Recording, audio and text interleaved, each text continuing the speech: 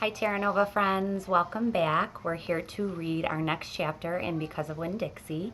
But before we do that, I hope that you all had a nice weekend. Saturday was so nice. I hope you all got outside and enjoyed the fresh air and the sunshine. I know we did here at the Terra Nova house. Um, Today and tomorrow is supposed to be super nice too, lots of sunshine. So your assignment for today and tomorrow is to get outside and play, enjoy as much weather as you can, ride your bikes, do some fun stuff, just enjoy as much outside time as you can. And let's see what else. Let's continue with our story. Let's see, what did we read last week? Oh, we learned a lot about Miss Franny Black's great-grandfather, Litmus W. Black, and he fought in the war. When he came back from the war, he wanted something sweet, so he came up with the Litmus lozenge, and Opal had a chance to try it along with Amanda Wilkinson. And when they tried it, they tasted something sweet, but the taste of sadness came through, and we learned another word for sadness. And Miss Franny Black said that they were tasting sorrow, and it reminded Opal of the Dewberry Boys because they picked on her. It reminded her of moving from Watley and missing all of her friends. And of course, it reminded her of her biggest sadness of her mama leaving her. And then we even learned about Amanda Wilkinson having a sadness, and she said something about a boy named Carson, but we're not too sure who this Carson might have been. So we're on to chapter 18, and maybe we'll learn a little bit more about this character and meet who this Carson might have been and why Carson brought sorrow to Amanda Wilkinson. Let's continue. Chapter 18. When we got to Gloria Dump's, I told her I had two surprises for her and asked which one did she want first, the small one or the big one. The small one, said Gloria. I handed her the Litmus lozenge, and she moved it around in her hands, feeling it. Candy, she said. Yes, ma'am, I told her. It's called a Litmus lozenge. Oh, Lord, yes. I remember these candies. My daddy used to eat them. She unwrapped the Litmus lozenge and put it in her mouth and nodded her head. Do you like it? I asked her. Mm-hmm. She nodded her head slowly. It tastes sweet, but it also tastes like people leaving. You mean sad? I asked. Does it taste like sorrow to you? That's right, she said. It tastes sorrowful, but sweet. Now, what's surprise number 2? A book, I said. A book? Uh-huh, I said. I'm going to read it out loud to you. It's called Gone with the Wind. Miss Franny says it's a good book. It's about the Civil War. Do you know all about the Civil War? I have heard it mentioned a time or two, said Gloria, nodding her head and sucking on her Litmus lozenge. It's going to take us a long time to read the book, I told her. There are 1,037 pages. Woo-wee, said Gloria. She leaned back in her chair and crossed her hands on her stomach. We best get started then. And so I read the first chapter of Gone with the Wind out loud to Gloria Dump. I read it loud enough to keep her ghosts away, and Gloria listened to it good. And when I was done, she said it was the best surprise she had ever had, and she couldn't wait to hear chapter 2. That night, I gave the preacher his Litmus lozenge right before he kissed me goodnight. What's this? He said. It's some candy that Miss Franny's great-grandfather invented. It's called the Litmus lozenge. The preacher unwrapped it and put it in his mouth, and after a minute, he started rubbing his nose and nodding his head.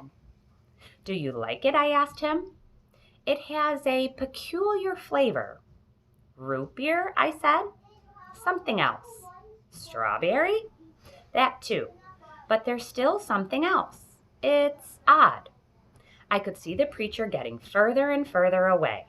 He was hunching up his shoulders and lowering his chin and getting ready to pull his head inside his shell. It almost tastes a little melancholy, he said. Melancholy? What's that? Sad, said the preacher. He rubbed his nose some more. It makes me think of your mother. Winn-Dixie sniffed at the candy wrapper in the preacher's hand. It tastes sad, he said, and sighed. It must be a bad batch. No, I told him. I sat up in bed. That's the way it's supposed to taste. Litmus came back from the war, and his whole family was dead. His daddy died fighting, and his mama and his sisters died from a disease, and the Yankees burned his house down. And Litmus was sad, very sad. And what he wanted more than anything in the whole world was something sweet. So he built a candy factory and made Litmus lozenges and put all the sad he was feeling into the candy. My goodness, said the preacher. Winn-Dixie snuffed the candy wrapper out of the preacher's hand and started chewing on it.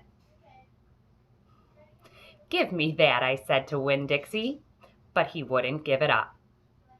I had to reach inside his mouth and pull it out. You can't eat candy wrappers, I told him. The preacher cleared his throat. I thought he was going to say something important. Maybe tell me another thing that he remembered about my mama. But what he said was, Opal, I had a talk with Mrs. Dewberry the other day. She said that Stevie says that you called him a bald-headed baby. It's true, I said. I did. But he calls Gloria Dump a witch all the time, and he calls Otis stupid. And once he even said that his mama said I shouldn't spend all the time with old ladies. That's what he said. I think you should apologize, said the preacher. Me? I said. Yes, he said. You. You tell Stevie you're sorry if you said anything that hurt his feelings. I'm sure he just wants to be your friend. I don't think so, I told him. I don't think he wants to be my friend. Some people have a strange way of going about making friends, he said. You apologize. Yes, sir, I said. Then I remembered Carson. Daddy, I said, do you know anything about Amanda Wilkinson? What kind of thing? Do you know anything about her and somebody named Carson? Carson was her brother. He drowned last year. He's dead? Yes, said the preacher.